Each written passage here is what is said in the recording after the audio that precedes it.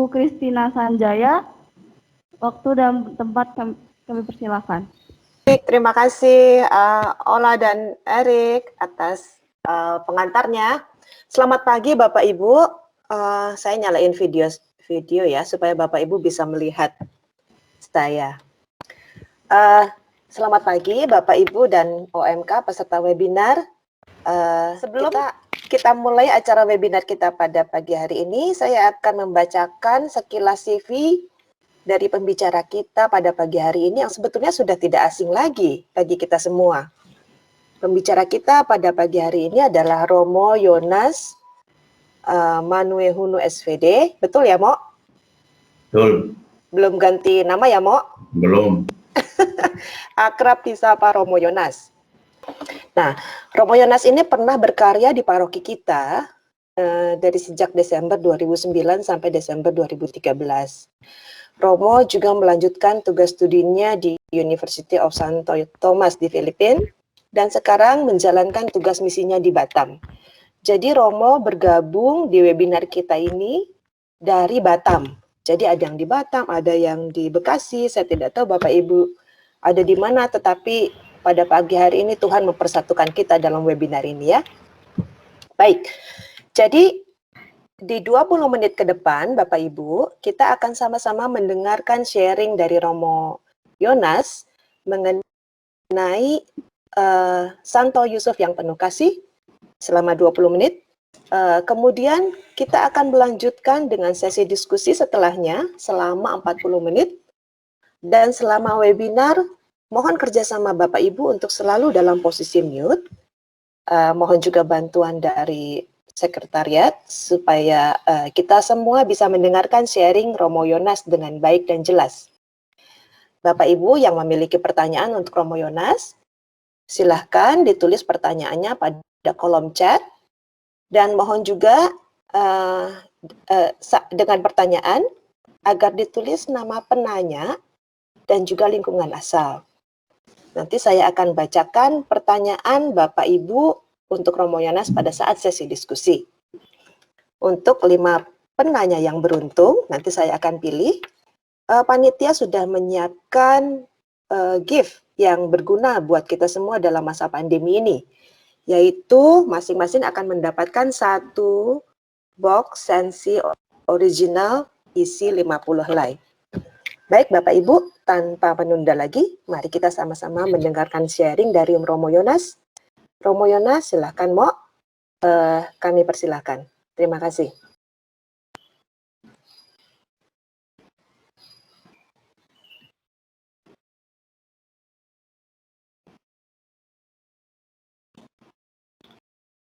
Baik. Romo Rido, Romo Ansel, Bapak Ibu, Saudara-saudari, OMK, umat yang saya kasihi, selamat pagi semua. Selamat pagi, Romo. Saya diminta oleh Romo Rido dan panitia untuk mengisi refleksi kita pagi hari ini tentang Santo Yusuf. Saya beri tema meneladani Santo Yusuf yang saya sempitkan hanya pada 1 kitab, yaitu Injil Matius. Pada Injil lain ada kisah mengenai Santo Yusuf. Karena keterbatasan waktu, maka saya fokuskan pada 3 teks pendek ini sebagai bahan refleksi, rekoleksi, dan juga pengetahuan untuk kita. Tadi pada awal saya sempat guyon ke teman-teman panitia. Saya katakan, umat Keranji hebat sekali ya. Saya kuliah 2 bab itu bisa 8 pertemuan, kalian bikin hanya 20 menit.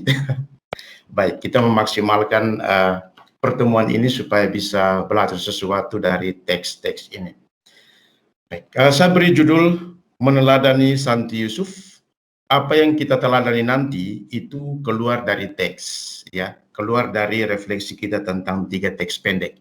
Banyak teladan, banyak hal baik yang bisa kita pelajari dari Santo Yusuf, tetapi saya ketat dengan teks. Kita lihat teks, kita belajar sesuatu dan mengangkat nilai-nilai yang bisa kita ambil dari ketiga teks pendek ini.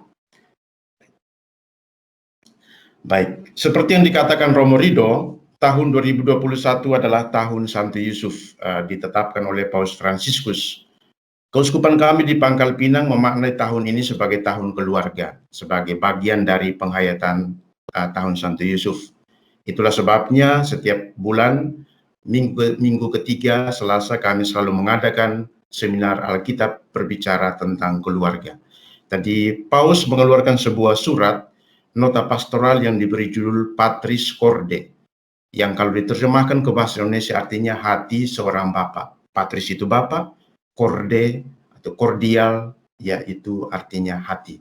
Dan yang dimaksud adalah hati seorang bapak, Bapak Yusuf. Dalam kitab suci, Yusuf tidak pernah mengucapkan sepatah kata pun. Bapak Ibu boleh cek dalam keempat Injil atau Kisah Para Rasul, Yusuf tidak pernah mengucapkan sepatah kata pun. Titik juga tidak, koma juga tidak. Ya, dia diam. Yang dilakukan Yusuf adalah 5 pola ini, yaitu ada masalah, lalu tidur, lalu bermimpi, Tuhan berbicara dalam mimpi, kemudian bangun, lalu berbuat seperti yang diperintahkan Tuhan dalam mimpi. Inilah pola yang ada dalam Injil Matius. Yosef tidak pernah berbicara, tetapi ia melakukan ini, pola ini. Ada masalah, tidur, mimpi, Tuhan berbicara dalam mimpi, bangun dan berbuat seperti yang diperintahkan Tuhan dalam mimpi. Dalam Injil Matius, 4 kali Yusuf mengalami seperti ini. 3 kali itu tersirat, 1 kali tersurat, ya, tidak langsung.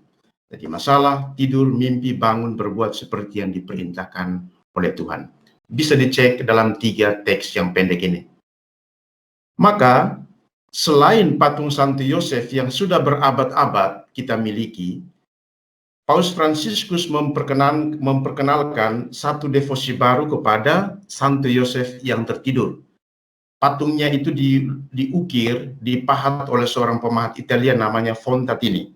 Ya, dia memperkenalkan devosi kepada Santo Yosef yang tertidur. Dari tadi itu 5 pola itu, ya. Paus Fransiskus waktu kunjungan ke Manila Januari 2015, waktu saya sudah di sana, kami sempat audiensi singkat dengan beliau, Universitas Kepausan. Beliau katakan begini, saya sangat mencintai Santo Yosef. Di meja saya mempunyai satu patung Santo Yosef yang sedang tidur. Meskipun ia tidur, hatinya tetap berjaga.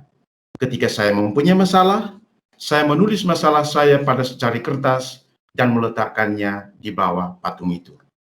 Inspirasi yang baik, ya. Kalau Bapak Ibu Romo ada masalah, sudah tidak mampu berdoa karena kehabisan kata-kata, mungkin baik mengikuti teladan Paus Fransiskus. Tulis masalahmu dan letakkan pada patung Santo Yosef yang tertidur. Patung ini menjadi sangat populer di Filipina. Di Indonesia baru mau menjadi populer. Silahkan beli di Ober. Sudah dijual di sana, saya lihat. Baik. Kita masuk ke teks yang pertama. Bapak Ibu bisa membacanya pada layar, saya akan membacakannya lalu kita berefleksi. Teks yang pertama itu tentang kelahiran Yesus. Kelahiran Yesus adalah seperti berikut. Pada waktu Maria ibunya bertunangan dengan Yusuf, ternyata ia mengandung dari Roh Kudus sebelum mereka hidup sebagai suami istri. Karena Yusuf suaminya seorang yang tulus hati dan tidak mau mencemarkan nama istrinya di muka umum, ia bermaksud menceraikannya dengan diam-diam. Tetapi ketika ia mempertimbangkan maksud itu, malaikat Tuhan nampak kepadanya dalam mimpi dan berkata, Yusuf anak Daud, janganlah engkau takut mengambil Maria sebagai istrimu, sebab anak yang di dalam kandungannya adalah dari Roh Kudus. Ia akan melahirkan anak laki-laki, dan engkau akan menamakan dia Yesus, karena dialah yang akan menyelamatkan umatnya dari dosa mereka. Hal itu terjadi supaya genaplah yang difirmankan oleh Nabi.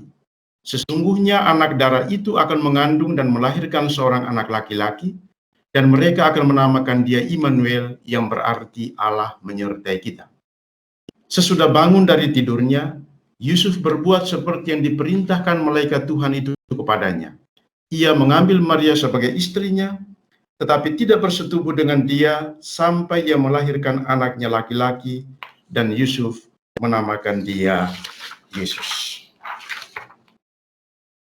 Kita lihat persoalan pertama adalah Maria sudah mengandung dari Roh Kudus sebelum mereka hidup sebagai suami istri, tetapi Yusuf tidak mengetahuinya. Nah, ini pasti pertanyaan, apakah Maria itu MBA, married by accident, atau hamil di luar nikah? Baik. Supaya kita tidak salah paham, kita perlu mengerti dua tahap pernikahan Yahudi waktu itu pada abad pertama zaman Yesus. Ya. Waktu itu pernikahan Yahudi ada dua tahap, yang disebut satu itu namanya kidusin, yang kedua namanya niswin. Apa itu kidusin? Kidusin itu suami istri Maria dan Yusuf itu sudah menikah secara publik dan sah. Jadi orang tahu dan secara legal itu sah. Tetapi mereka belum boleh tinggal satu rumah. Tujuannya bagi suami istri adalah melatih kesetiaan dan pengendalian diri, dan terutama bagi suami, bagi pria, untuk lebih mendalami hukum Taurat Musa. Lamanya masa kidusin itu 1 tahun. Nah, ini kalau kita praktekkan sekarang di paroki Keranji untuk anak-anak kita, apakah mereka mampu atau tidak? Jadi sudah diberkati, tetapi belum boleh tinggal serumah. Yang laki-laki lebih banyak belajar kitab suci supaya menjadi imam yang baik dalam keluarga. Jadi itu kidusin. Lamanya 1 tahun. Tahap yang kedua, setelah keduanya melewati 1 tahun kidusin, maka mempelai wanita dibawa ke rumah mempelai pria, dan sejak saat itulah mereka hidup serumah. Nah, yang terjadi pada Maria adalah ini. Kidusin dan nisuin, di tengah-tengah itu ada intervensi Roh Kudus yang sebelumnya tidak diketahui oleh Yusuf. Maka Maria mengandung dari Roh Kudus sebelum mereka hidup sebagai suami istri. Jadi Maria tidak hamil luar nikah, tidak. Karena secara legal, secara publik, pada tahap kidusin, Yusuf dan Maria sudah menikah secara sah. Tetapi karena mereka belum hidup bersama, nisuin, maka Yusuf mulai bingung. Ya, anak siapakah dalam kandungan istriku? Belum kusentuh, belum serumah, tetapi sudah hamil. Di tengah-tengah proses kidusin dan nisuin, itulah intervensi Roh Kudus. Karena Yusuf belum tahu, maka rencana Yusuf adalah menceraikan Maria secara diam-diam. Mengapa secara diam-diam? Ada 2 alasan. Kitab suci tadi, ayat 19 katakan, karena Yusuf seorang yang tulus hati dan tidak mau mencemarkan nama baik. Jadi ketulusan seorang laki-laki, seorang suami, atau sebaliknya seorang istri adalah tidak mencemarkan nama baik pasangannya. Alasan yang pertama. Alasan yang kedua, kenapa Yusuf mau menceraikan Maria secara diam-diam? Karena kita lihat tadi, pada tahap kidusin, mereka itu sudah diketahui oleh publik bahwa mereka itu sudah suami istri. Nah, kalau istri yang kedapatan hamil sebelum mereka tinggal bersama, menurut kitab Imamat, itu dikategorikan sebagai wanita yang berzinah, dan konsekuensinya Maria akan dirajam dengan batu sampai mati. Yusuf dalam kekalutan jiwanya belum tahu anak siapakah yang dikandung Maria, masih tetap menjaga nama baik, masih menghindarkan Maria dari kesulitan-kesulitan besar kalau ia menceraikannya secara publik. Tetapi rencana Tuhan itu berbeda dengan rencana manusia.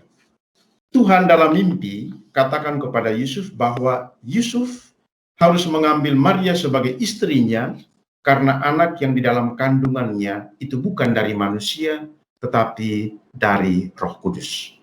Ini Yusuf pasti mulai agak plong di sini. Ternyata Tuhan yang memberitahu bahwa anak itu dari Roh Kudus, bukan dari laki-laki lain, bukan dari hasil perselingkuhan. Maka setelah mendengarkan suara Tuhan, setelah bangun dari tidur, Yusuf mengambil Maria sebagai istrinya.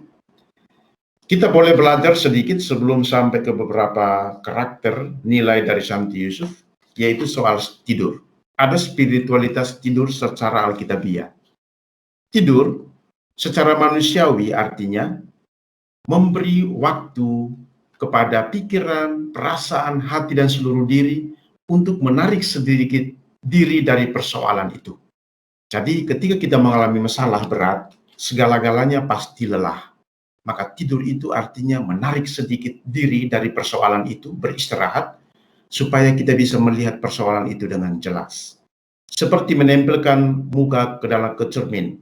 Kalau kita bercermin, kita harus mengambil jarak 1-2 meter dari cermin, agar kita bisa melihat wajah kita dengan lebih jelas. Tetapi kalau kita langsung menempelkan muka ke cermin, semuanya akan buram. Begitupun dalam menghadapi masalah-masalah berat.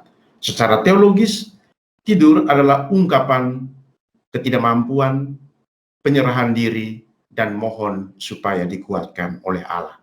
Mau tidur, mau tiarap, keduanya sama.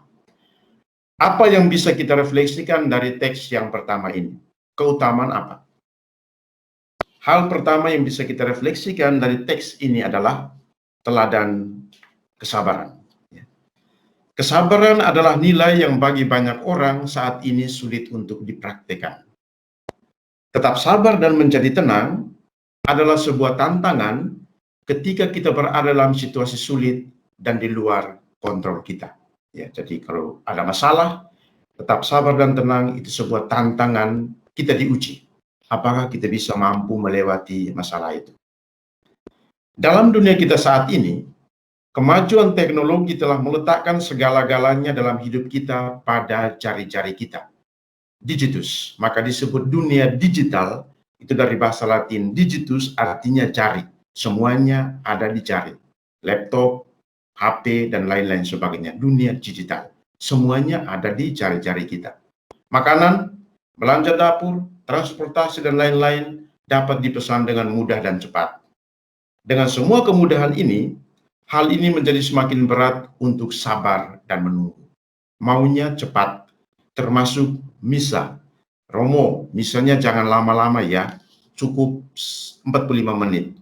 Khotbahnya cukup 3 menit. Yang pesan seperti itu, biasanya saya buat sebaliknya. Khotbahnya lebih lama. Ya. Orang kemudian menjadi tidak betah lagi untuk sabar dan menunggu. Hidup keluarga tak mudah bagi Santo Yusuf. Ia menghabiskan hidupnya dengan menunggu dan bersabar. Ketika ia mengetahui bahwa Maria telah mengandung, ia harus menunggu waktu Tuhan menyatakan kepadanya tentang rahasia kandungan Maria. Kesabaran Yusuf teruji lagi nanti pada 2 teks berikutnya, ketika ia harus mengungsi ke Mesir, membawa Maria dan Yesus ke suatu tempat yang baru, dengan bahasa baru, kebudayaan, dan agama yang berbeda. Hatinya sebagai seorang bapa pasti dipenuhi dengan kecemasan. Mencari tempat tinggal dan makanan bagi keluarga di tempat yang baru tentu bukanlah hal yang mudah. Dalam segala situasi yang sulit, Yusuf tetap sabar, tenang, dan percaya kepada penyelenggaraan ilahi. Ya. Tadi kita melihat tidak sepatah kata pun, dia pasti sebagai manusia bergulat tentang siapa ya anak dalam kandungan Maria, dan dengan siapa Maria melakukan itu, ya sebagai manusia. Tetapi Yusuf dalam ketegangan hati, kegaduhan, kecemasan, tetap tenang dan sabar. Maka ia tidak memutuskan secara cepat-cepat, ya secara tergesa-gesa. Kita juga barangkali banyak mengalami masalah dalam hidup yang menguji cinta dan kesabaran kita kepada keluarga. Sadar atau tidak, pada saatnya, suatu saat, kita kehabisan kesabaran. Tetapi di balik kesulitan itu, Allah menggunakan kesulitan sebagai cara agar kita bertumbuh dalam nilai kesabaran. Jadi orang-orang yang sulit, yang ada bersama kita, peristiwa-peristiwa yang sulit, itu bisa membuat kita lebih kudus, karena kita akan lebih sabar. Ya, Allah itu menggunakan juga situasi yang sulit, orang-orang yang sulit, supaya kita bertumbuh dalam nilai kesabaran. Kesabaran dapat kita tunjukkan melalui belas kasih kita kepada sesama, terutama ketika kita mengetahui kelemahan dan kesalahan mereka. Jadi, kalau kita sudah tahu kelemahan dan kesalahan, apalagi dosa-dosa besar, dan kita harus bertahan dalam hidup berkeluarga seperti Yosef, maka tidak ada cara lain selain kita bersabar. Saya tahu, banyak bapak dan ibu yang menderita luar biasa karena kesabaran. Mereka sabar dan mengorbankan perasaan dan segala-galanya karena anak-anak.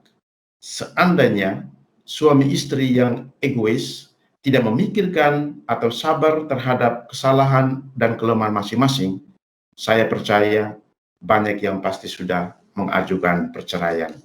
Tetapi karena demi anak-anak, demi keluarga, mereka berani menderita dalam kesabaran itu. Itu Yusuf mengalami hal itu. Santo Yusuf hidup dengan dua orang yang sempurna, Maria dan Yesus. Dua orang yang sempurna, yang kudus. Tetapi sebagai manusia, ia seringkali berjumpa dengan orang-orang yang tidak menyenangkan dan orang-orang sulit. Para pekerja, pemungut cukai, para politisi, penguasa seperti Herodes Agung yang akan kita lihat pada dua teks berikutnya. Kita juga sering menjumpai orang-orang sulit dan tidak menyenangkan. Mintalah kepada Allah agar tetap tenang, sabar, baik, dan berbelas kasih kepada mereka. Di jalan raya, bersabarlah dengan kemacetan dan para pengguna jalan lain. Sabarlah mengantri di pusat-pusat perbelanjaan atau dimanapun, naik kereta, biasakan mengantri. Terhadap anggota keluarga dan teman yang sulit, bersikaplah sabar dan ramah. Tuhan tidak memberikan kepada kita suami, istri, anak-anak, dan orang tua yang sempurna, yang semuanya baik-baik, tapi Tuhan juga memberikan mereka dengan segala kekurangan dan kelemahan, maka terimalah mereka dengan penuh syukur, sabar, dan ramah. Mempraktikkan kesabaran itu tidak rugi, karena mempraktikkan kesabaran selalu membawa kebaikan. Orang yang sabar selalu menjadi pemenang dalam kehidupannya. Yang tidak sabar selalu akan kalah. Ya, untuk mencapai hasil, ya meskipun itu menyakitkan sekalipun, kita perlu bersabar. Nilai yang kedua adalah teladan ketulusan. Ya. Dalam ayat 19 tadi dikatakan, Yusuf seorang yang tulus hati. Orang yang tulus hati adalah orang yang tidak mencemarkan nama baik orang lain, terutama suami, istri, dan keluarga di depan umum. Dan itu kuat berbicara dalam diri Yusuf. Jadi tanda orang yang mencinta dengan tulus hati adalah tidak mencemarkan nama baik suaminya, istri, dan keluarga di depan umum. Itulah keutamaan Yusuf dalam teks yang pertama. Ia tidak mau menceraikan Maria secara publik, karena tindakannya itu akan mendatangkan aib yang lebih besar bagi Maria, yaitu Maria akan dituduh berzina, dan dengan demikian ia pantas dihukum mati dengan dilempari batu, menurut hukum Musa dalam kitab Imamat. Yusuf pasti ragu, Yusuf pasti kecewa, Yusuf pasti bingung, tapi dalam kebingungan itu ia masih tulus mencintai Maria dan tidak mau mencemarkan nama baiknya. Bagi Yusuf, rahasia kandungan Maria yang belum diketahuinya adalah urusan keluarga yang tidak boleh diumbar kepada orang banyak. Ya. Jadi kita harus tahu rahasia-rahasia keluarga yang harus kita jaga. Karena ketika kita umbar kepada banyak orang, terutama yang tidak berkepentingan, disitulah kita mempermalukan diri kita mempermalukan keluarga kita. Kita juga pasti memiliki kisah-kisah buram dalam keluarga-keluarga kita. Hendaknya kita bersikap seperti Yusuf yang menjaga nama baik keluarga kita dengan tidak sembarangan mengumbarkannya kepada publik, termasuk melalui media-media sosial. Saya beberapa minggu ini perhatikan satu umat kita dari Harapan Indah di Facebook yang tiap hari selalu berbicara buruk tentang suaminya. Ya, saya di WhatsAppin seorang umat Romo, tolong perhatikan umatmu yang satu itu. Saya WhatsApp dia, Mbak, itu akan mempermalukan dirimu sendiri sebagai istri, karena kamu juga istri yang tidak benar. Kalau dengan itu, mempermalukan suami, anak-anak juga malu, sudah gede-gede, dan yang paling penting, umbar media, urusan keluarga di medsos, di Facebook, Facebook tidak akan menyelesaikan masalahmu. Oke. Jadi kita harus mempunyai ini, ya, kemampuan untuk menjaga nama baik keluarga. Salah satunya adalah menjaga kelemahan-kelemahan, dosa-dosa, ataupun kesalahan-kesalahan besar yang dibuat oleh orang-orang terdekat kita. Sakit, pasti. Kita hendaknya berhati-hati dalam menceritakan kisah buram keluarga kita kepada orang lain, sebab tidak semua orang peduli akan masalah kita. Ingat baik-baik, tidak semua orang peduli akan masalah kita. Sebagian orang hanya penasaran dan ingin tahu saja. Nah, yang paling berbahaya adalah orang-orang yang penasaran dan ingin tahu. Ketika mereka tahu, mereka bisa menceritakan keburukan ini kepada orang-orang lain, dan itu menjadi peluru yang kita serahkan kepada mereka. Sewaktu kita masih berteman, peluru itu aman-aman saja.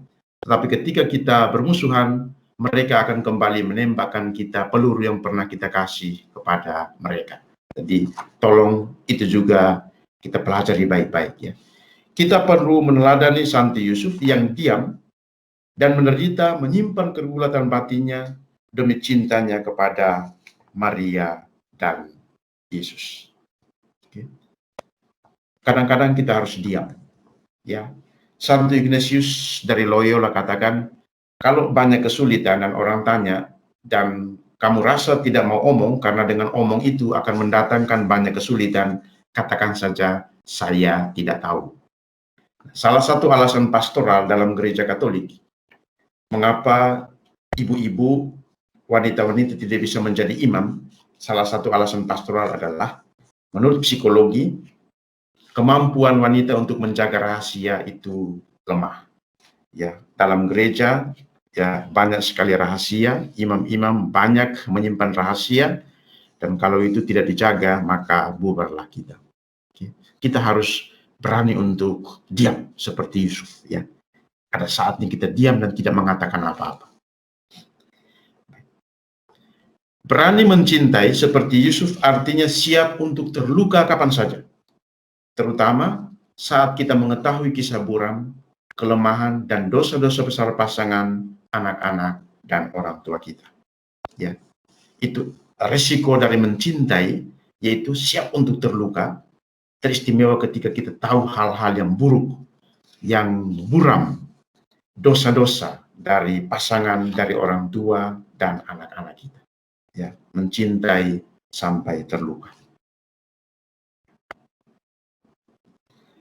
Hal ketiga yang kita pelajari dari teks yang pertama adalah Yusuf itu sebagai teladan kemurnian. Dalam teks dikatakan, ia mengambil Maria sebagai istrinya, tetapi tidak bersetubuh dengan dia sampai ia melahirkan anaknya dan menamai dia Yesus. Ya. Kemurnian adalah nilai Injil yang menghindarkan manusia dari keinginan tak teratur dan perilaku tak berakal budi seperti binatang. Jadi kita ada otak, ya, ada akal budi yang membedakan kita dari ciptaan-ciptaan yang lain. Ketika kita tidak menggunakan akal budi dan hanya mengikuti keinginan dan naluri-naluri, maka kita sama saja dengan binatang. Semua orang Kristiani, termasuk para imam, itu dipanggil untuk hidup murni. Salah satu bagian dari hidup murni adalah selibat untuk para imam. Tetapi bapak dan ibu dalam rumah tangga juga dipanggil untuk hidup murni, seperti Yusuf dan Maria. Yusuf dan Maria hidup bersama dalam suatu ikatan perkawinan yang disebut Josephite marriage. atau pernikahan rohani. Jadi ini istilah yang terkenal, Josephite marriage. Apa artinya? Yusuf dan Maria benar-benar hidup sebagai suami istri, tetapi mereka tidak pernah terlibat dalam relasi seksual. Ini pasti berbeda dengan yang Bapak Ibu alami. Ya, konteks rumah tangga Yosef dan Maria berbeda karena Allah memiliki rencana tersendiri. Tetapi panggilan untuk hidup dalam kemurnian perkawinan adalah panggilan Bapak Ibu juga. Yusuf dan Maria disatukan sebagai suami istri dalam ikatan hati, budi, dan jiwa, tetapi tidak dalam tubuh. Ini berbeda dengan apa yang dikatakan oleh Allah dalam kitab Kejadian, menjadi satu daging. Itu Bapak Ibu menjadi satu daging. Tapi aspek lain yang perlu kita pelajari, pahami dari pernikahan Yusuf dan Maria adalah pernikahan itu tidak hanya menyatukan mereka secara fisik, tetapi kesatuan itu nampak dalam hati, budi, dan jiwa. Jadi tidak bisa Bapak Ibu tinggal serumah, tetapi hati, budi, dan jiwanya ada di tempat lain. Menjadi satu daging, artinya hati satu, budi satu, jiwa satu. Itulah perkawinan spiritual, perkawinan yang rohani. Yusuf dan Maria tidak terlibat dalam kontak fisik karena hidup mereka, teristimewa Maria, dibaktikan kepada Allah, dikuduskan. Dan dengan penyerahan diri itu, mereka dipanggil untuk menyelamatkan jiwa-jiwa dengan melahirkan Yesus Putra Allah. Jadi hidup mereka dibaktikan, dikuduskan. Kemurnian Injili itu mulai dilupakan saat ini. Dunia menawarkan suatu gaya hidup seks bebas dan berbagai praktek amoral lainnya, perselingkuhan, dan lain-lain sebagainya. Bahkan, pasangan suami istri hidup dalam suatu alam pikiran bahwa mereka bebas untuk melakukan apa saja yang mereka inginkan dengan tubuh pasangannya. Kasusnya banyak. Jadi ada yang mengatakan, karena kamu suamiku istriku, maka kamu harus melayaniku dengan pemaksaan, dengan ancaman, dengan kehendak yang tidak bebas. Ini adalah praktek yang juga melawan kemurnian dalam perkawinan. Jadi tubuh pasangan itu tidak bisa diperlakukan semauku, tetapi tubuh dan pada setiap pasangan itu harus diperlakukan dengan satu tujuan yang mulia, yaitu agar suami istri sungguh-sungguh mencintai satu sama lain, menjaga martabat, dan menghormati satu sama lain. Dan dalam kontak fisik, sebagai pasangan suami istri, tubuh setiap anggota, setiap pasangan itu harus diperlakukan dengan penuh cinta, dihormati sebagai tubuh yang bermartabat. Saya berjumpa dengan satu keluarga, ibu ini anaknya banyak sekali. Anaknya hanya beda satu tahun lebih. Saya tanya, ibu kok anaknya banyak sekali? Kamu nggak repot? Jawabannya sungguh mengagetkan saya. Romo, kalau saya tidak melahirkan, suami saya marah-marah dan bisa pukul saya berdarah-darah. Inilah praktek yang menodai kemurnian dari perkawinan. Semoga hal yang ini tidak terjadi dalam rumah-rumah kita. Yusuf adalah seorang yang unggul dalam kemurnian. Ia menikahi seorang gadis dan memperlakukannya dengan hormat. Jadi bukan sebagai budak, tetapi memperlakukannya dengan hormat. Dan kita boleh berandai-andai. Seandainya laki-laki zaman ini seperti Yusuf, yang melindungi dan membela martabat wanita, alangkah indahnya dunia ini. Ya, yang memperlakukan wanita dengan hormat, ya, dengan penuh kasih, dengan penuh cinta, ya, pasti semuanya akan berjalan dengan baik, indah. Baik. Teks yang pertama selesai. Kita masuk ke dua teks berikutnya, dua teks pendek, yaitu tentang penyingkiran ke Mesir dan kembali dari Mesir. Bapak Ibu bisa ikuti dari layar. Setelah orang-orang Majus itu berangkat, nampaklah malaikat Tuhan kepada Yusuf dalam mimpi dan berkata, bangunlah, ambillah anak itu serta ibunya, larilah ke Mesir dan tinggallah di sana sampai aku berfirman kepadamu, karena Herodes akan mencari anak itu untuk membunuh dia. Maka Yusuf pun bangunlah, diambilnya anak itu serta ibunya malam itu juga, lalu menyingkir ke Mesir, dan tinggal di sana hingga Herodes mati. Hal itu terjadi supaya genaplah yang difirmankan oleh Nabi, dari Mesir kupanggil anakku. Kita lanjut ke teks yang berikutnya yang masih ada hubungan. Setelah Herodes mati, nampaklah malaikat Tuhan kepada Yusuf dalam mimpi di Mesir, katanya, bangunlah, ambillah anak itu serta ibunya dan berangkatlah ke tanah Israel, karena mereka yang hendak membunuh anak itu sudah mati. Lalu Yusuf pun bangunlah, diambilnya anak itu serta ibunya dan pergi ke tanah Israel. Tetapi setelah didengarnya bahwa Arkelaus menjadi raja di Yudea menggantikan Herodes ayahnya, ia takut ke sana. Karena dinasehati dalam mimpi, pergilah Yusuf ke daerah Galilea. Setibanya di sana, ia pun tinggal di sebuah kota yang bernama Nazaret. Hal itu terjadi supaya genaplah firman yang disampaikan oleh nabi-nabi bahwa ia akan disebut orang Nazaret. Herodes yang mau membunuh Yesus adalah Herodes Agung. Herodes Agung memiliki beberapa anak. Dua anak yang terkenal yang disebut dalam kitab suci adalah Herodes Antipas dan Herodes Arkelaus. Herodes Antipas inilah yang membunuh Yohanes Pembaptis. Inilah yang berkuasa ketika Yesus berkarya selama 3 tahun.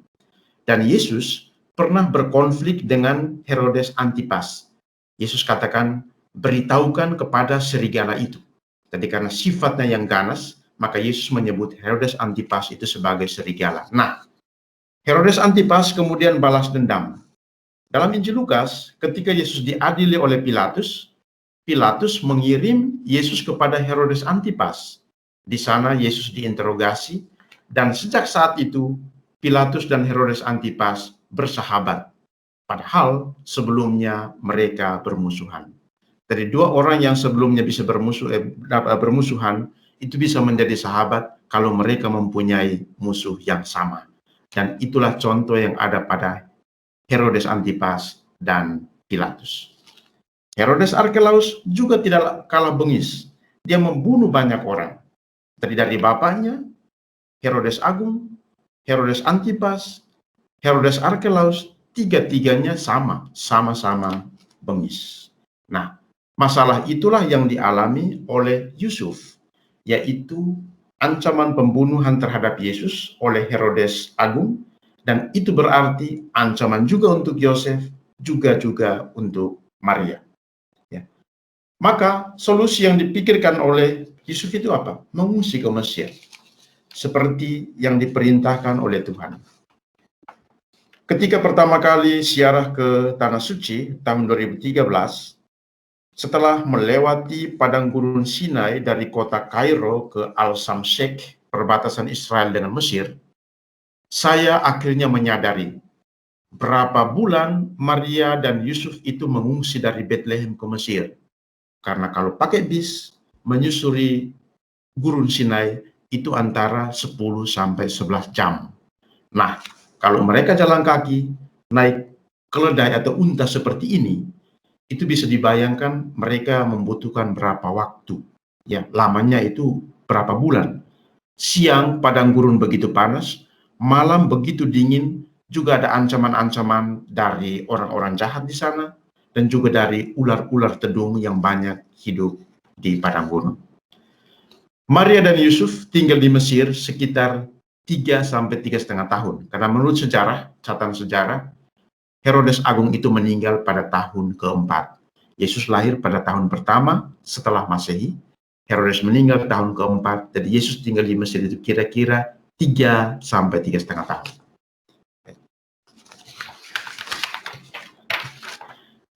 Dari kisah ini, Yusuf yang harus mengungsi, ya, dan kembali ke Nazaret melalui jalan yang sama, ya, gurun Sinai, kita bisa belajar satu hal yang paling mencolok dari Santi Yusuf, ya, bahwa Yusuf itu seorang pemberani yang lebih mencintai keselamatan keluarga daripada takut terhadap ancaman musuh.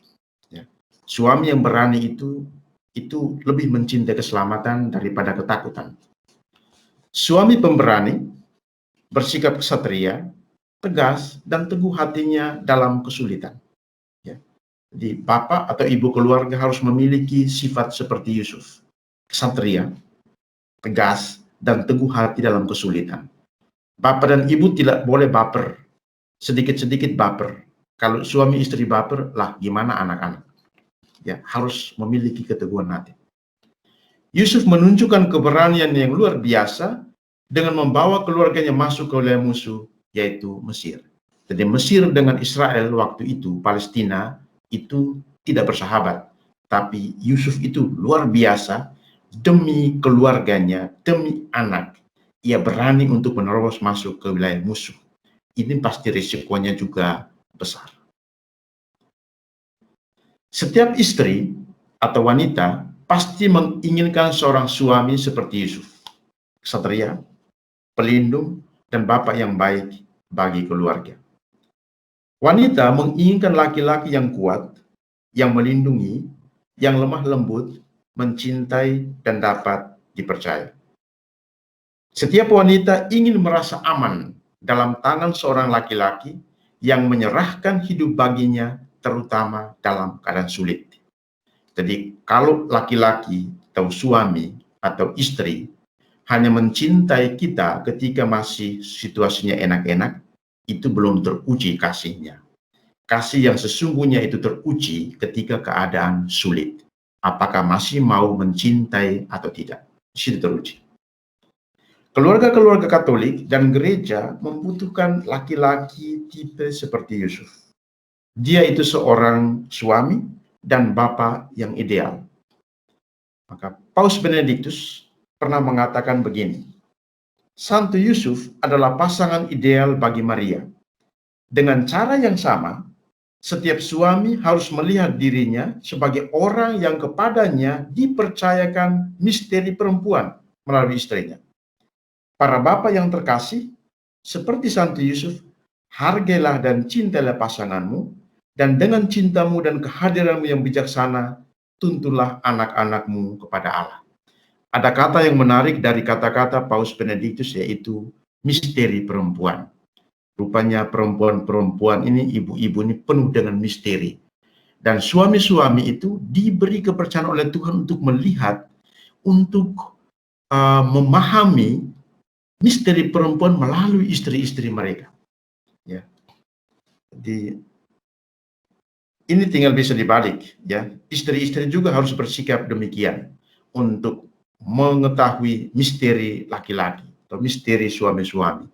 Hargailah pasanganmu dengan cinta dan kehadiranmu, dan tuntunlah anak-anak kepada Allah.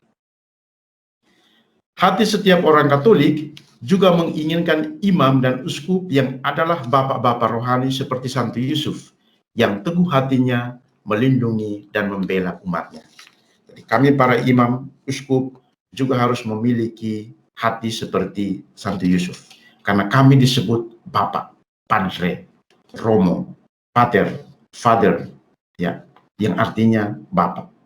Harus memiliki hati yang teguh, melindungi dan membela umat dari semua hal yang membahayakan. Umat mendambakan para gembala yang bertarung melawan serigala demi umatnya, menenangkan hati umat yang cemas dan takut, serta mengajarkan kebenaran dengan hati seorang bapa yang lemah lembut. Tadi romo-romo juga jangan baper terus dari mimbar. Umat sudah punya banyak masalah. Mereka mau datang untuk menumpahkan masalah kepada imamnya. Tapi kalau imamnya baper, tidak pernah menenangkan hati umatnya, kepada siapa lagi mereka akan pergi. Juga harus mengajar dengan hati seorang bapa yang lemah lembut. Tidak boleh marah-marah, tidak boleh kasar, tidak boleh dan penuh kekerasan, seperti Injil hari ini. Jangan memerintah dengan tangan besi, ya, dengan lemah lembut. Ya. Ada masalah, tidak usah dibawa ke mimbar dan marah-marah. Karena ketika kita marah satu orang di mimbar, semua umat itu bisa ikut terluka karena kata-kata kita.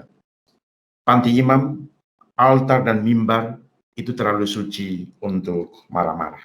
Ya. Milikilah hati yang lembut seperti Yusuf. Santo Yusuf adalah model bagi semua laki-laki yang menyebut dirinya bapak. Baik bapak sebagai imam maupun bapak keluarga.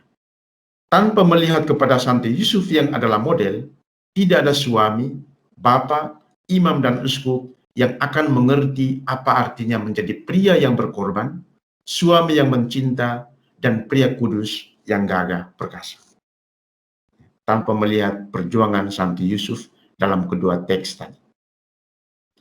Pria sejati adalah dia yang gentleman. Pria sejati adalah pencinta tulus yang melindungi wanita dan anak-anak dari setiap bahaya. Jadi ketika bahaya datang, dia berdiri di depan. Ya, tidak melarikan diri, tidak cuci tangan, tidak menyalahkan. Suami sejati bahkan harus seperti Yesus yang mau mati bagi istri dan anak-anak. Para pria sejati seperti Santo Yusuf berjuang untuk orang yang mereka cintai, berjuang untuk apa yang baik, yang benar, dan indah. Dan itulah yang ditujukan oleh Yusuf dalam dua teks, pengungsian ke Mesir dan kembali ke Nazaret melalui jalan yang sama. Semoga keluarga-keluarga di Paroki Keranji dipenuhi dengan pria-pria dan suami-suami seperti Santo Yusuf. Terima kasih. Amin. Amin, Mo, amin. Amin, luar biasa, Mo. Baik, Bapak Ibu, terima kasih Romo Yonas sebelumnya atas sharingnya yang sangat inspiratif. Bapak Ibu, kembali kita diingatkan pada siang hari ini akan keteladanan Santo Yusuf. Dan tadi cara Romo Yonas menjelaskan itu tidak hanya secara alkitabiah, tapi juga praktikal. Romo tadi banyak menyampaikan pesan-pesan, jangan ini, jangan itu. Kembali kita diingatkan, dan yang diingatkan itu bagi saya pribadi, tidak hanya untuk keluarga, tetapi pesan ini juga bisa memotivasi para OMK kita yang masih lajang. Tadi Romo menyampaikan Santo Yusuf adalah suami yang ideal. Jadi untuk Ola dan teman-teman nih ya, jadi cari calon suami yang punya teladan seperti Santo Yusuf. Nah, semoga ketemu, karena itu bakalan susah itu. Kemudian bagi Erik dan teman-teman, cari calon istri supaya saya bisa mempraktekkan model laki-laki pecinta tulus. Ini Romo Yonas, saya senang banget nih istilahnya, pecinta tulus, yang adalah teladan Santo Yusuf kepada Santo istri, calon istri. Nah, untuk kita, ibu-ibu juga dan para calon ibu, kita juga mungkin harus bisa membedakan tidurnya Santo Yusuf atau tidurnya para suami yang doyan tidur, baik ada atau nggak ada masalah. Karena ada juga yang bapak-bapak yang ada atau tidak ada masalah tidur terus. Nah baik, Romo, sudah ada beberapa pertanyaan yang masuk. Sudah ada 3 pertanyaan yang masuk. Yang pertama adalah dari Pak Ribut Sujarwo. Saya bacakan. Kenapa penulis suci sangat pelit menuliskan tentang Santo Yusuf ini? Apakah Santo Yusuf dianggap tidak penting? Atau Santo Yusuf ini orangnya super pendiam, sehingga para penulis suci tidak berminat untuk menulis lebih banyak tentang Santo Yusuf ini? Bagaimana nih, Mo? Langsung jawab ya Bu ya. Iya, Mo, langsung jawab. Setiap penulis itu memiliki teologinya masing-masing, memiliki tujuan. Saya beri contoh. Ada kereta api keluar jalur di Cakung misalnya, di Keranji. Antara satu koran dan koran lain menulis peristiwa yang sama dengan gaya dan tujuan yang berbeda. Begitupun kitab suci. Ya, setiap penulis punya gaya penulisan, punya maksud yang berbeda. Matius, teks yang kita lihat, memang sengaja tidak mengutip atau menulis satu kata pun dari mulut Yusuf. Bukan karena Yusuf itu saking diamnya atau pelit bicara, tetapi lebih jauh dari itu, Matius ingin menonjolkan Yesus Kristus sebagai tokoh yang utama. Tadi dari silsilah Yesus, bab 1 ayat 1 sudah jelas. Inilah silsilah Yesus Kristus, anak Daud. Dan yang mau ditonjolkan adalah Yesus Kristus. Apakah Yosef tidak penting? Penting. Tetapi kalau orang mau menonjolkan sesuatu, maka yang lain perannya itu tanda kutip sedikit dikurangi. Tetapi Yosef tetap memiliki peran penting bagi kehidupan Yesus. Jadi itu. Saya tidak yakin bahwa Yosef itu bisu, ya, tidak. Ya, pasti dia ngomong. Tetapi Bapak Ibu ingat, kalau studi kitab suci, itu ada satu bagian namanya textual editing. Jadi seperti kita mengedit makalah, ya, teks itu diedit oleh berbagai macam manuskrip untuk memenuhi tujuan dari penulis. Tapi Bapak Ibu tidak usah terlalu masuk dalam sampai ke sana. Kalau imannya tidak kuat, nanti bisa bahaya. Karena akan tahu mana yang disunat, mana yang ditambahkan, mana yang digabungkan, dan lain-lain sebagainya. Jadi itu studinya sudah sangat mendalam. Cukup percaya saja. Ya, Allah punya rencana di situ. Baik, terima kasih Romo. Pertanyaan berikutnya dari Pak Edu dari lingkungan Agustinus 1. Santo Yusuf bila ada masalah bisa tidur dan mimpi. Dalam mimpi mendapat kunci jawaban. Nah, padahal banyak orang bila ada masalah susah tidur. Apalagi mimpi. Jadi bagaimana keutamaan Santo Yusuf ini bisa dibangun agar bila ada masalah tidak jatuh pada hal-hal yang negatif. Tadi kan Romo menyampaikan bahwa tidur itu sebetulnya memberi waktu kepada diri sendiri untuk menarik diri supaya bisa melihat masalah itu dengan jelas. Nah, bagaimana, Mo? Baik. Sebagaimana saya katakan tadi, tidur itu punya dua aspek. Secara manusia, ya, ketika kita alami masalah seperti Yusuf, pasti semuanya itu capek. Pikiran, hati, tubuh kita semuanya sakit, capek. Oke? Jadi secara manusiawi, tidur itu artinya memberi waktu kepada seluruh diri itu untuk berpikir. Supaya ketika bangun, bisa menghadapi masalah itu dengan lebih tenang dan lebih bijaksana. Tapi yang paling penting, ya, dalam kitab suci, tidur itu bukan sekedar kegiatan manusia. Dalam perjanjian lama misalnya, Yakub juga tidur dan bermimpi melihat anak tangga yang sampai ke surga itu. Banyak tokoh yang tidur. Jadi tidur dalam kitab suci itu juga satu tindakan, satu sikap beriman untuk merendahkan diri di hadapan Tuhan dan memohon penyelenggaraan Allah agar dicerahi supaya bisa menghadapi masalah itu dengan lebih tenang, dengan tuntunan Allah. Jadi yang mau dipelajari dari tidurnya Yusuf itu apa? Kalau ada masalah, jangan melarikan diri kepada hal-hal yang lain. Pergi minum, main judi, ini itulah, itu akan menambah masalah. Belajar dari Yosef, bawa masalah itu kepada Allah. Allah pasti juga akan menunjukkan jalan keluar berbagai caranya. Jadi tidur juga itu tidur teologis, tidur rohani, tidak hanya sekedar tidur manusiawi. Ya, kalau dapat masalah tidak bisa tidur, ya setiap orang berbeda ya. Saya kalau ada masalah malahan tidurnya bisa nyenyak. Ya. Kebalikannya, bisa tidur nyenyak. Baik Romo, terima kasih. Kita lanjutkan dengan pertanyaan ketiga dari Ibu Veronica Endar, lingkungan Antonius Padua 4. Pertanyaannya, Romo mencermati perjalanan keluarga Kudus Nazaret. Tadi kan disampaikan kalau naik bis itu 10 jam. Saya juga pernah melalui perjalanan yang sama, Romo. Jadi nggak kebayang kalau pakai jalan atau naik keledai ya, Mo ya? Ya. Nah ini kenapa keluarga Kudus ini selalu terlunta-lunta secara duniawi kok rasanya menderita terus-menerus, seolah tidak pernah bahagia secara duniawi. Nah, bagaimana kita memahami hal ini, Mo? Menjadi kudus tidak berarti lolos selalu dari kesulitan, tidak. Ya, justru Allah itu menggunakan kesulitan pada awal kelahiran Yesus untuk suatu maksud, yaitu apa?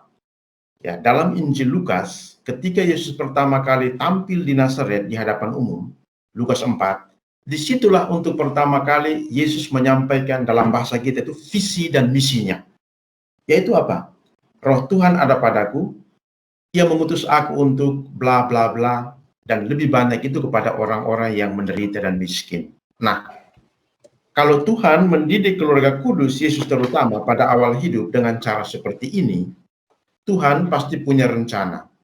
Kalau Yesus mau menjadi sahabat orang-orang yang miskin, yang menderita, yang disingkirkan, maka ia harus pernah mengalami kesulitan menjadi orang-orang seperti itu.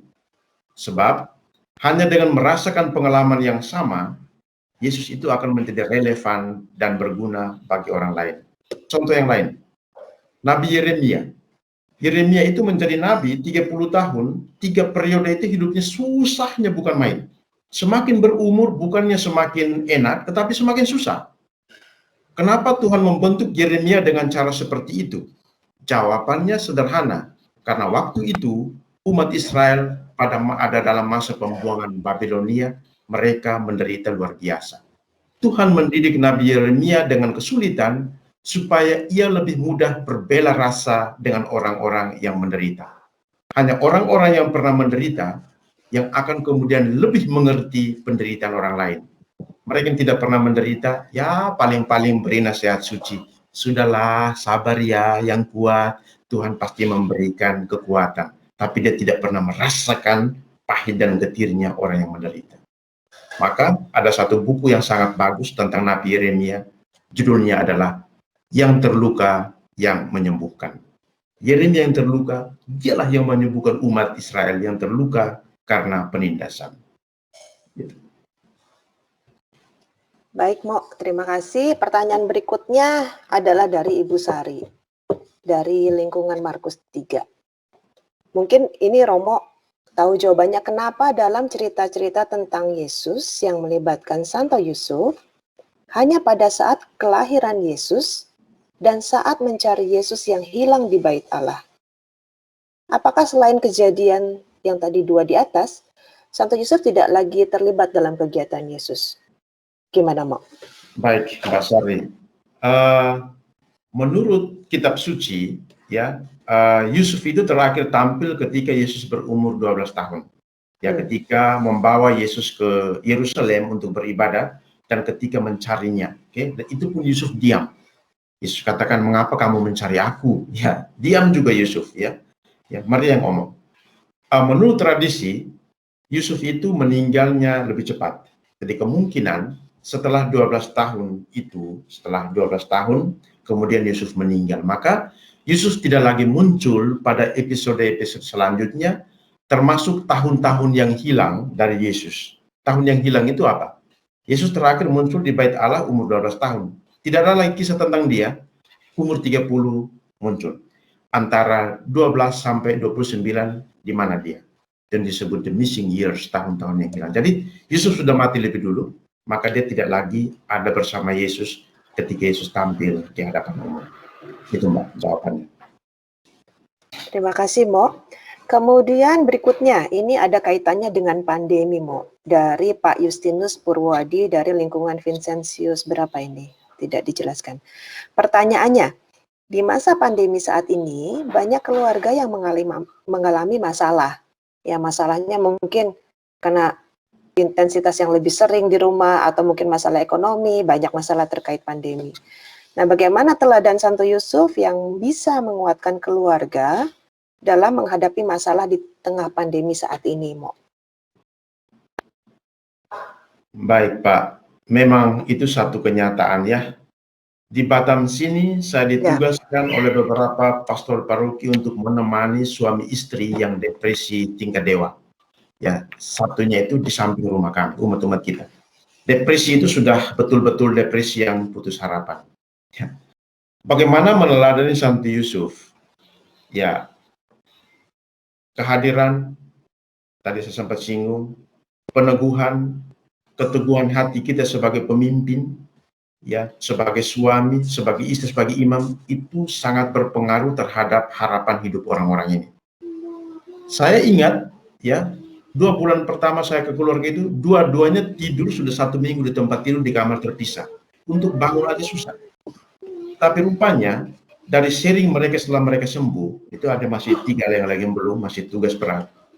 Apa yang mereka sharing ke saya sungguh di luar dugaan saya. Dikatakan, ketika Romo datang, masuk ke kamar kami, memegang tangan, ngobrol dengan kami kemudian kembali menemukan harapan bahwa ternyata masih ada orang yang peduli, masih ada orang yang dalam keadaan seperti itu punya keteguhan hati, dan itu kami lihat dari romo yang datang. Saya sih, ya begini saya, kemana-mana aja, santai aja, tapi rupanya itu disadari oleh Tuhan.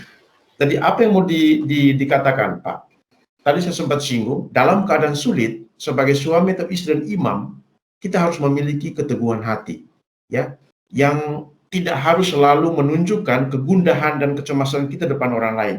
Kami para imam juga mengalami pergulatan luar biasa, tapi tidak selalu kami bawa ke altar, apalagi diumbar-umbar, yang kemudian membuat umat itu lebih galau lagi. Jadi apa? Harus punya keteguhan hati. Ya, kita semua sulit. Baik, Mo. Ini sepertinya masih banyak pertanyaan-pertanyaan berikutnya, tapi kita masih punya waktu. Ini sudah hampir 1 jam. Pertanyaan berikutnya dari Pak Agustinus Badri dari lingkungan Antonius Padua II. Pertanyaannya, bagaimana cara melatih kesabaran dalam menghadapi masalah yang tampaknya ruwet menurut teladan Santo Yusuf? Tadi di awal sih Romo sudah menyampaikan beli patung Santo Yusuf di obor ya, Mo ya. Sampai ada iklan obor begitu, kemudian tulis masalahmu dan simpan di bawah patung. Nah, ini bagaimana cara yang lain, Mo? Memang harus kita lihat juga dari persoalannya ya. Memecahkan gelas itu beda dengan membakar rumah. Ya, jadi tentu kita juga harus lihat dari persoalannya seperti apa. Kalau persoalannya ringan, oke, jalannya juga pasti ringan. Tapi kalau persoalan berat, pasti membutuhkan banyak cara dan banyak orang harus terlibat di dalamnya. Ya, jadi itu kita lihat apa masalahnya ya. Jadi ya kalau saya ya selama di paroki dan sampai sekarang, kalau ada yang katakan saya tidak sanggup lagi, saya selalu katakan kepada mereka, ya, menderitalah, tahan menderita. Demi siapa? Anak-anak. Ya, tahanlah menderita. Dan itu juga kata yang selalu diulangi oleh Rasul Paulus ya. Ketika umat mengalami kesulitan, katakan tahanlah menderita. Nah, sekarang yang jadi soal adalah dari statistik KAJ yang saya tahu, ribuan menunggu anulasi, ya, pembatalan perkawinan. Salah satunya adalah orang sudah tidak sabar, ya, tidak tahan lagi menderita dengan pasangan dan dengan berbagai persoalan lain. Saya selalu katakan, kalau menikah hanya mau yang enak-enak, saya dan Romo Rido juga bisa. Ya, semua orang bisa, tapi justru keaslian, kemurnian kasih kita itu teruji ketika kesulitan tiba. Maka kalau pada saat tertentu sudah tidak bisa dipikul, ya bertahanlah menderita. Dan saya tahu, ya, sebagian dari kita yang hadir di sini juga saya tahu itu mereka tahan menderita ini sudah berpuluh-puluh tahun. Ya. Tapi kan kita harus jaga kerahasiaan seperti Yusuf, ya, tidak boleh mencemarkan nama baik orang. Ya. Baik, Mo. Jadi ini cara melatih kesabaran itu Tuhan kan memberikan kita cara masalah sedikit-sedikit supaya kita bisa kesabaran kita terlatih ya, Mo. Ya. Jadi ini kita juga kesulitan itu untuk juga menumbuhkan nilai kesabaran kita. Nah, jadi kita juga harus hati-hati nih kalau kita minta, ya Tuhan, berikanlah kami kesabaran. Itu dengan kata lain mungkin kita meminta Tuhan, ya Tuhan berikanlah saya masalah-masalah kecil supaya kesabaran saya terlatih. Jadi harus hati-hati berdoanya untuk melatih kesabaran ini. Baik, pertanyaan berikutnya, panitia ini masih ada waktu berapa lama ya, Bapak Ibu panitia? 2 pertanyaan terakhir ya. Jadi pertanyaan yang berikutnya dari Pak Siprianus Tubun dari wilayah Sisilia. Dari permenungan Romo pada tema pertama, bahwa salah satu keutamaan yang harus kita teladani dari Santo Yusuf adalah teladan kesabaran.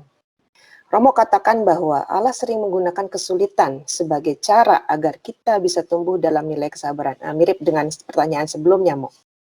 Menurut saya ini adalah cara pandang yang benar. Pertanyaannya, ketika ada masalah, kita atau saya, Pak Siprianus tadi, sering menyalahkan orang lain. Nah, bagaimana agar cara pandang di atas bisa berubah sehingga karena kesulitan itu adalah cara Allah memproses kita terus hidup dalam hati dan pikiran kita. Jadi kita cenderung menyalahkan orang lain. Bagaimana caranya kita mengubah itu? Itulah dosa keluarga pertama di muka bumi, dosa keluarga Eden. Ya. Kalau sudah bersalah, alami kesulitan dan tidak rendah hati untuk mengakui, maka dosa yang berikut yang muncul adalah saling mempersalahkan. Adam kenapa makan buah itu? Itu perempuan. Perempuan kenapa makan buah itu? Itu ular. Kalau narasi kitab suci itu dikembangkan lagi, Allah bertanya kepada ular, ular kenapa menipu mereka? Jawaban ular sederhana, salah sendiri, ngapain ciptakan saya? Karena pada awal bab-bab sebelumnya Allah menciptakan binatang melata termasuk ular. Jadi saya mau katakan apa? Kalau kita alami kesulitan dan kita tidak rendah hati untuk mau meminta maaf dan mengakui, maka kita akan selalu menyalahkan orang lain, termasuk juga mengadili Allah sebagai yang bersalah. Ya Allah, kenapa kirim orang ini? Ya, saya percaya bahwa kesulitan dalam hidup komunitas dan keluarga itu tidak pernah ada faktor tunggal penyebabnya. Selalu ada penyebab ganda, meskipun yang salah satunya itu menjadi penyebab tidak langsung. Maka masing-masing kita dalam komunitas dan keluarga harus punya roh itu tadi, itu kerendahan hati untuk mengakui kesalahan dan minta maaf. Ya, sebelum masuk ke kesulitan lain yang lebih dalam. Baik, tadi Romo juga menyampaikan bagaikan berdiri di depan cermin, kita mundur dan kita lihat diri kita di depan cermin tersebut, ya Moya. Tidak ada yang sempurna, manusia penuh kelemahan dan kekurangan, jadi rendah hati untuk meminta maaf dan mengakui. Kita kembali diingatkan Bapak Ibu di siang hari ini untuk kita bisa rendah hati dan melakukan hal itu. Baik, ini pertanyaan terakhir dari Pak Enggar, ini juga tidak ada data dari lingkungan mana. Bagaimana para suami atau para OMK dapat memiliki atau mengubah karakternya menjadi seperti Santo Yusuf? Karena tadi Romo cerita kayaknya ideal banget Santo Yusuf itu. Hampir mustahil, Mo. Seperti kita ketahui, mengubah karakter itu sulit sekali. Silakan, Mo. Ya, memang ini gambaran yang ideal ya, seorang laki-laki dalam kitab suci yang menjadi bapak, ayah, dan suami yang ideal. Tentu kita semua juga pasti mau memilih yang seperti itu. Tapi sebagaimana saya katakan, tidak ada pasangan, tidak ada orang tua, tidak ada rekan kerja imam yang semuanya sempurna. Nah, apa yang harus kita buat? Ya, semua yang diberikan oleh Tuhan, suami atau istri, atau rekan kerja itu orang-orang yang diberikan oleh Tuhan kepada kita dengan segala kelebihan dan kekurangan mereka. Karakter yang buruk, sifat yang buruk tentu pelan-pelan harus dikikis habis ya, supaya tidak merusak komunitas dan keluarga. Nah, perjuangannya juga pasti membutuhkan proses, waktu, kesungguhan dari dalam diri orang itu, dan terutama ya juga melibatkan Tuhan supaya Tuhan bisa mengubah. Ya, banyak orang yang bertobat karena juga berserah kepada Tuhan. Jadi itu proses perjuangan manusia dan penyerahan diri kepada Allah. Dua-duanya harus jalan. Ya. Baik, Mo, ini ada satu special request dari Pak Justinus. Padahal tadi saya udah bilang pertanyaannya terakhir, tapi ini special request tolong dibacakan katanya. Jadi Romo Yonas mantap pakai F ya, keteladanannya sangat kekinian, sangat up to date dengan dan sangat relevan dengan zaman sekarang, Mo. Bagaimana keteladanan Santo Yusuf kalau kita korelasikan dengan kesediaan umat dalam ikut berpelayanan di paroki kita? Jadi kan mungkin tingkat partisipasinya yang kurang, Mo. Apakah ada tips dari Romo? Nanti tipsnya minta ke Romo Rido dan Romo Ansel ya, sebagai Romo-Romo paroki yang saya sudah sekian tahun ya, saya tinggalkan Keranji 2014 ya awal. Yeah. Saya tidak lagi mengikuti dinamika di paroki, saya takut nanti saya masih hidup dalam romantisme masa lalu waktu zaman kami. Padahal umat paroki Keranji dan Harapan Indah itu bertumbuh dan berkembang. Tipsnya minta ke Romo Rido nanti. Ya, tapi tadi kan Romo sudah share mengenai kesabaran, ketulusan, kemurnian. Itu bagaimana, Mo, teladan yang paling relevan dengan pelayanan di paroki? Ya, Santo Yusuf sebagai kepala keluarga, ya sebagaimana laki-laki Yahudi itu adalah kepala keluarga, maka yang disebut itu dalam silsilah itu umumnya yang bapak-bapak, ya, karena memang masyarakatnya masyarakat laki-laki seperti kita. Nah, apa yang mau dikatakan dari situ? Sebagai kepala keluarga, ya dia harus bertanggung jawab untuk menyediakan segala sesuatu, termasuk rasa aman, ya, dari bahaya terhadap anggota keluarga. Dalam konteks itu, kalau mau memaknai tahun Santo Yusuf untuk keluarga, ya jadilah bapak, suami, keluarga yang juga melayani gereja seperti bapak dan bapak-bapak melayani ibu-ibu dan anak-anak di rumah. Sama saja.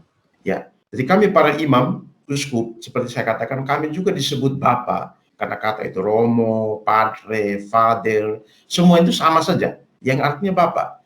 Karena kami adalah kepala keluarga dari satu paroki yang juga punya tanggung jawab untuk melayani umat sebagai anak-anak rohani kami dalam berbagai aspek kehidupan.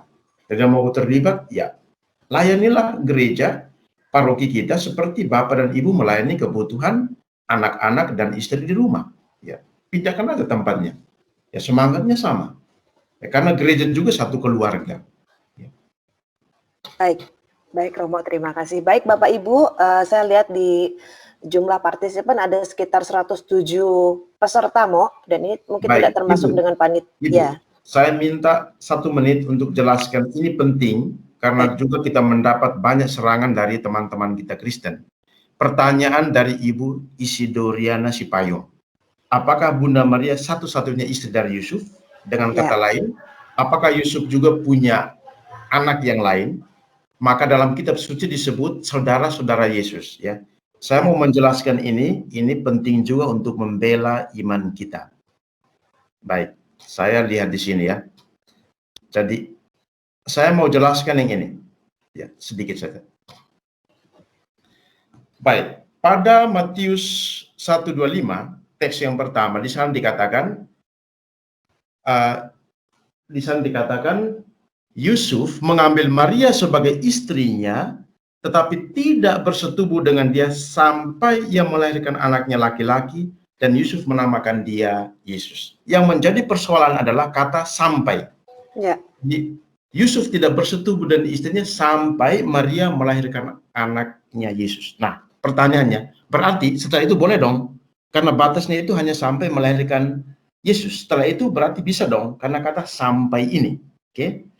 Maka banyak yang katakan justru batasnya hanya sampai, maka dalam kitab suci disebut banyak saudara-saudara Yesus, ya, yang mungkin muncul dari perkawinan atau relasi Yusuf dan Maria setelah melahirkan Yesus. Jadi apakah Maria itu satu-satunya istri? Dan apakah Yesus itu punya saudara-saudara hanya dari kata sampai? Ada 2 jawaban. Yang pertama, kata sampai yang digunakan itu kata Yunaninya ini, 3 huruf ini, bacanya heos. Ini ya, jadi kitab suci Perjanjian Baru ditulis dalam bahasa Yunani. Ya, heos, 3 kata ini. Heos ini seperti bahasa Inggris itu bisa memiliki beberapa arti tergantung konteksnya. Heos yang dimaksud di sini juga artinya bisa sampai seperti tadi, tapi heos ini juga berarti lihatlah. Jadi kalau mau pakai yang lihatlah, maka kira-kira kalimatnya dalam ayat 25 seperti ini. Ia mengambil Maria sebagai istrinya, tetapi tidak bersetubuh dengan dia, lihatlah, ia melahirkan anaknya laki-laki dan Yusuf menamai dia Yesus. Kalau kata heos ini yang kita terima, ya, dan itu benar, maka kata ini pas mendukung ayat-ayat sebelumnya yang mengatakan bahwa Maria itu mengandung dari Roh Kudus dan Yesus itu anak dari Roh Kudus, bukan persetubuhan Yusuf dan Maria. Oke? Jadi lihatlah, meskipun dia tidak bersetubuh, tapi lihat, ya ada anak laki-laki dan itu dari Roh Kudus. Itu mendukung ayat-ayat sebelumnya. Yang kedua adalah Yesus memang mempunyai saudara-saudara yang disebut dalam Injil, tetapi saudara-saudara yang dimaksud kata Adolphos itu saudara dalam arti luas, ya. Bisa saudara sepupu. Saya juga bisa menyebut Bapak Ibu itu saudara Adolphos, Adelphoi, bukan karena ikatan darah tetapi karena ikatan iman. Tadi singkatnya, Yesus tidak punya saudara kandung yang lain, Maria satu-satunya istri Yusuf, dan tidak ada lagi perempuan lain setelah Maria. Itu Ibu. Baik Romo, terima kasih. Terima kasih atas penjelasannya Romo. Dan terima kasih juga atas sharing Romo yang luar biasa yang pada siang hari ini juga mengingatkan kita semua akan teladan Santo Yusuf. Semoga kita semua bisa walaupun sulit, tetapi semoga kita semua bisa meneladani teladan yang diberikan oleh Santo Yusuf. Terima kasih juga saya ucapkan kepada Bapak Ibu atas partisipasi aktifnya dan atas pertanyaan-pertanyaan yang diberikan. Untuk Romo Yonas, panitia sudah menyiapkan e-sertifikat, Mo. Oke. Bapak Ibu panitia, mohon ditampilkan e-sertifikat. Baik Bu, mohon tunggu sebentar.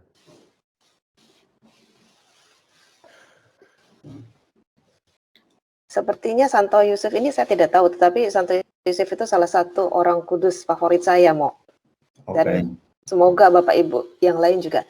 Baik, jadi ini terima kasih Romo. Sebagai moderator, perkenankanlah saya menyampaikan e-sertifikat ini kepada Romo. Terima kasih atas sharingnya yang luar biasa pada siang hari ini. Terima kasih Pak Romo, Bapak Ibu, saudara-saudari. Baik Bapak Ibu, sebagaimana janji saya di awal bahwa ini adalah kewenangan moderator ya untuk memilih 5 pertanyaan yang terbaik. Dan ini juga panitia nggak boleh dapat, jadi cuma peserta yang bertanya saja. Saya bacakan 5 peserta yang beruntung mendapatkan masing-masing 1 box masker medis original dari Sensi. Yang pertama Pak Ribut Sujarwo dari lingkungan Antonius Padua 4. Yang kedua Pak Edu dari lingkungan Agustinus 1, kemudian Ibu Veronica Endar dari lingkungan Antonius Padua 4, kemudian Ibu Sari dari Markus 3, dan Pak Justinus Purwadi dari Vincentius 4. Selamat kepada para pemenang. Masker dapat diambil di Sekretariat Paroki mulai siang ini jam 12 hingga hari Minggu. Jika hingga batas waktu tidak diambil, maka masker akan menjadi milik Sekretariat Paroki. Baik, terima kasih atas acara yang sangat menarik ini. Saya serahkan kembali kepada MC. Terima kasih.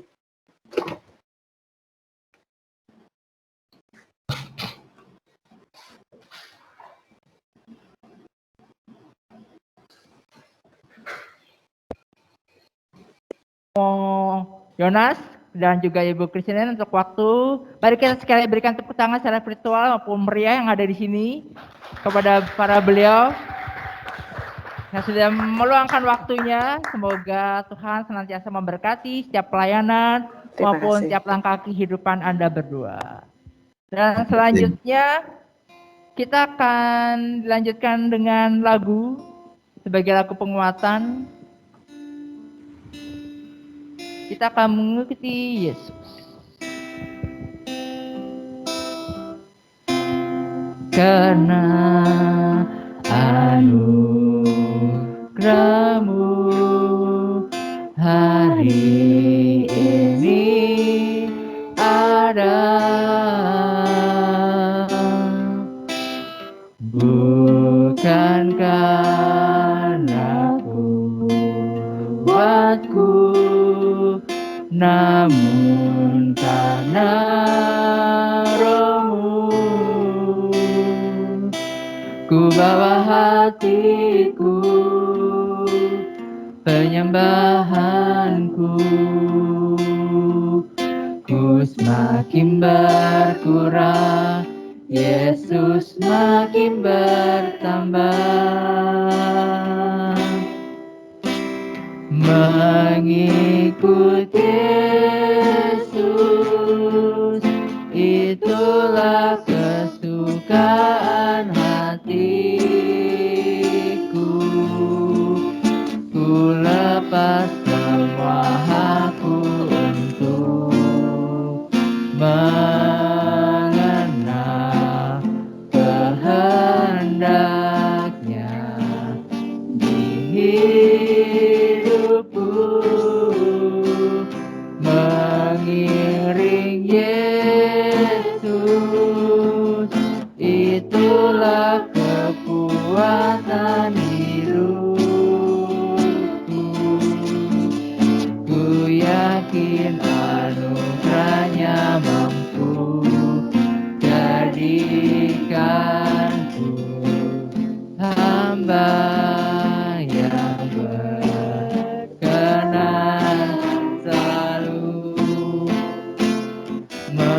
mengiring Yesus, itulah kesukaan hatiku.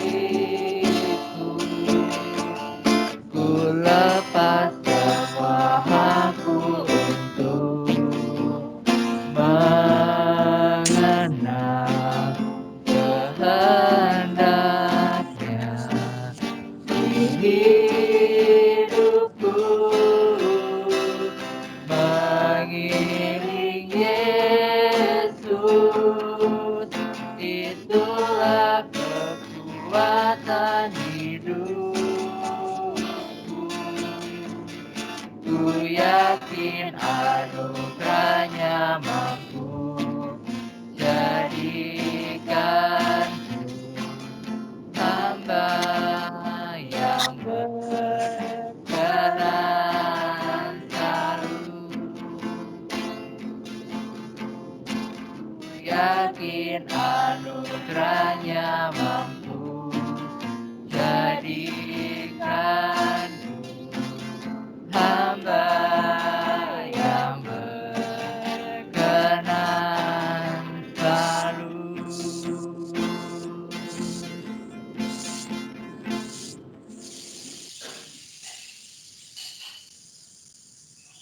Terima kasih untuk Bapak, Ibu, serta rekan-rekan OMK yang sudah menghadiri acara webinar pada hari ini. Kami berdua mohon maaf apabila ada kesalahan selama acara berlangsung, baik yang disengaja maupun yang tidak disengaja. Dan dimohon untuk Bapak, Ibu, serta rekan-rekan OMK untuk tidak meninggalkan meeting room, dikarenakan setelah doa penutup akan ada sesi foto bersama. Sekarang kami akan mengakhiri acara webinar ini dengan menutup doa. Doa penutup dipimpin oleh Mas Adi. Waktu dan tempat dipersilakan.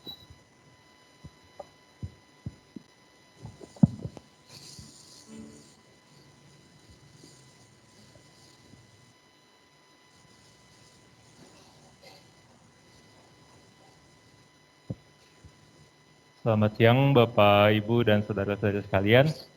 Mari kita menutup kegiatan kita pada siang hari ini dengan doa. Dan untuk Romo Yonas, mohon untuk menutup doa dengan berkat penutup. Mari kita bersatu dalam doa. Dalam nama Bapa dan Putra dan Roh Kudus. Amin. Amin. Allah Bapa yang penuh kasih, puji dan syukur kami haturkan kehadirat-Mu atas berkat dan penyertaan-Mu dalam penyelenggaraan acara kami pada hari ini.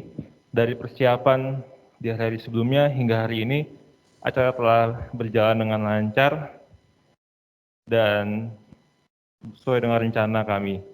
Terima kasih atas pendampingan-Mu dalam acara ini. Semoga apa yang telah kami dapatkan hari ini, semua pelajaran, semua nasihat dan bimbingan yang Engkau berikan pada kami melalui perantaraan Romo Yonas bagi kami dapat menjadi teladan dalam hidup kami, dan semoga kami dapat meneladani perjalanan dan pengalaman hidup Santo Yusuf sebagai pemimpin keluarga Kudus Nazaret, dan semoga kami dapat mencontoh karya hidupnya dalam hidup kami.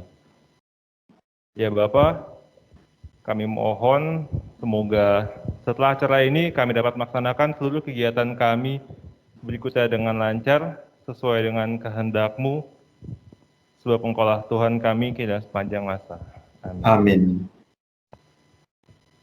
Tuhan sertamu, Dan sertamu juga, saudara-saudari sekalian, keluarga-keluarga dan komunitas-komunitas kita, dilindungi dan diberkati oleh Allah yang Maha Kuasa, Bapa dan Putra dan Roh Kudus. amin. Terima kasih.